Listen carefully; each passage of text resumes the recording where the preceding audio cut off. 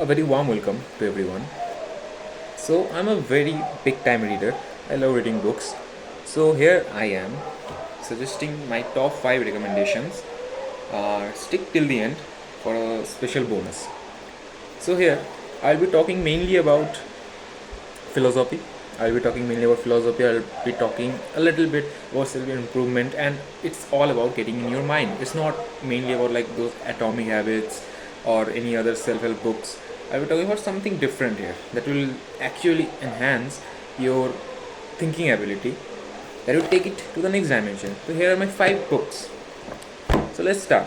I'm not ranking them 1, 2, 3, 4. They're all best books that you can read. So they are all special in their own way. There is no ranking system. So let's go with the first book, Sadhana by Rabindranath Tagore. Sadhana, the realization of life. It speaks about a lot of things. It speaks about love, it speaks about the universe, it speaks about your own self, the way you view this world. So it's a very special book. It costs only 250 rupees. It's a thin book, you can read it in 1, 2, or 3 days in time, but it's hard to understand. Seriously, it's very hard to understand. It is like you have to discover some part of yourself that you never knew existed. It is special in that way. So you must give it a try. Rabindranath Tagore's Realization of Life, that is Sadhana. It's a big time book. It speaks about consciousness, soul consciousness, little bit the topics, and the way of making it simple is little bit complex. Like, it's a paradoxical book. Seriously, it sounds simple, but to understand it, you have to like go deep inside your soul. Realization in love, the problem of self. Like, I'm just talking about the contents in the book so that you can get a very brief idea of what it talks about. The realization of the infinite. So you may understand. So okay, it's talking about love. It's talking about the self. It's talking about the consciousness. It's talking about the soul. Now it's talking about infinity. So the realization of beauty. It's a beautiful chapter. You must read if you are actually going to read this book. So this is my first recommendation for the book, Rabindranath Tagore's Sadhana. Then after that, here comes Sapiens. You must have heard about this book. It's a brilliant book. Like, literally, it will blow your mind. Like, if you are little bit into evolutionary biology, then definitely you must give it a try. And if you have gave it a try, then you must comment down below what's your special chapter that you found very fascinating. Because the first chapters, it will hold you. It will hold you to read this book completely. It's a thick book, definitely. But you will be so engaged in reading this book, you will not wish to just get up and keep it aside. It's a beautiful book. It is so simple to understand, and the whole evolution, the whole biology, it's everything. The main core concept of philosophy arises from here. If you can break this book down by reading it, then if you can think philosophically, then many things comes up from here. Let me read out the contents from here. I hope. I hope it will make it easier to understand. The cognitive revolution. The cognitive revolution is the way of thinking, the thinking ability, how we got into this consciousness, how we were different from others, and it gives you some of the beautiful facts of the human evolution, literally. Then the agricultural revolution, how it actually got us imprisoned. It sounds a little bit harsh to listen, but it is. The unification of humankind, the scientific revolution. That's it. So it's a beautiful book, definitely. I must say to everyone that you must give it a try. It doesn't matter you like novels, you like reading novels, or you like reading self improvements, you like reading philosophies. It doesn't matter. You must give it a try because you are going to love this book. After that, it's a big time self-help book for most of the guys, but this book never finished by David Goggins. He's my inspiration, literally, guys. he's a he's one of the toughest guy.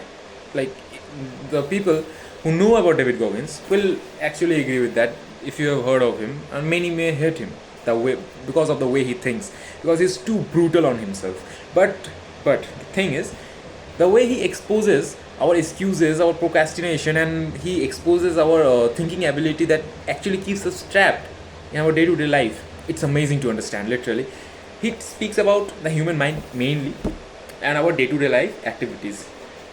It will literally, if you read the first 10 pages of this book, it will literally push you, to the gym. Like, trust me with this, okay? He speaks about himself.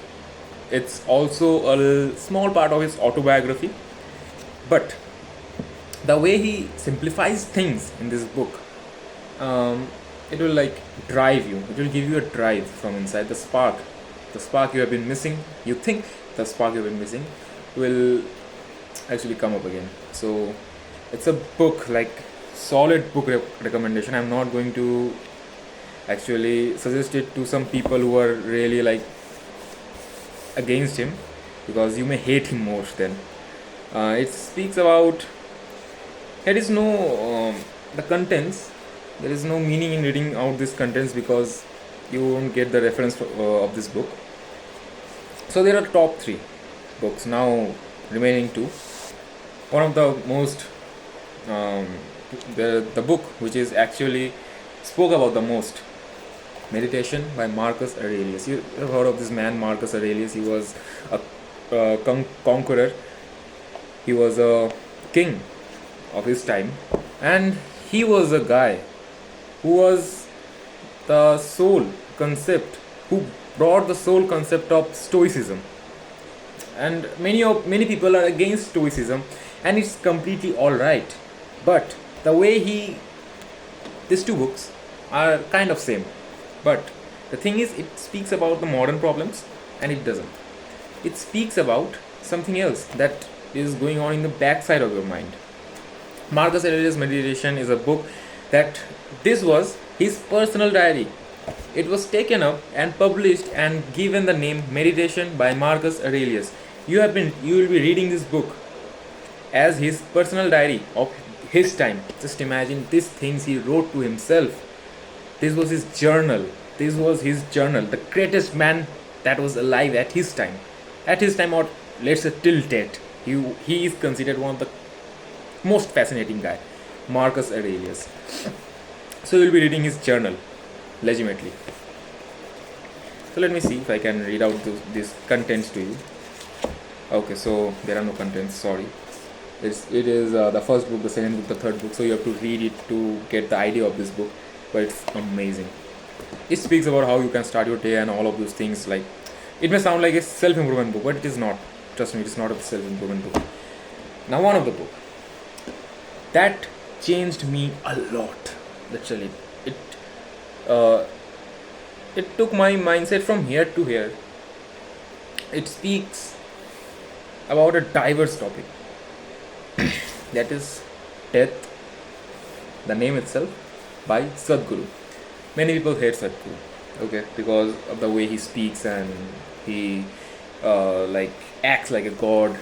Many people hate Osho, Sadhguru. Like, it's alright, but you must give this book a try. Trust me, it is one of the most driven book. Like, it changed me a lot. It changed me from inside, from outside. What is death? It speaks mainly about death. Like, you can get the context from the name itself. What is death? The process of death, the quality of death. There are a lot of chapters. It speaks about the ghost, the soul, the death, the eternal lives, and all of those things. Why you should believe in it, why you should not believe in it. It is like a beautiful discussion in itself. Okay, Mahasamadhi.